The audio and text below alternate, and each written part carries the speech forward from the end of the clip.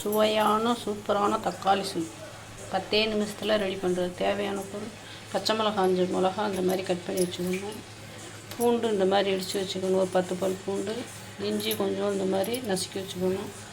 50 gram சின்ன வெங்காயம், பட்டை, லவங்கம், ஏலக்காய், சோம்பு, தேவையான அளவு கொத்தமல்லி, தேங்காய் தேவையான அளவு. அதை அரைக்கும்போது கொஞ்சோண்டு சோம்பு போட்டு அரைச்சிக்கணும்.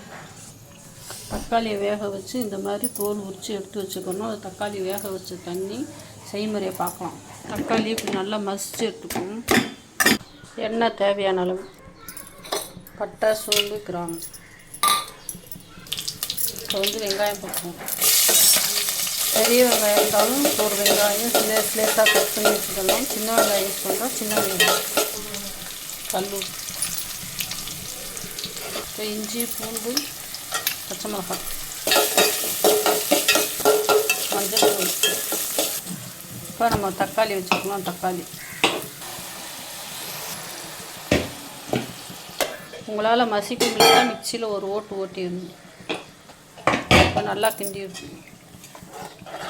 இப்போ தேவையான தண்ணி ஊற்றிக்கலாம், எடுத்துக்கலாம். சோம்பு போட்டு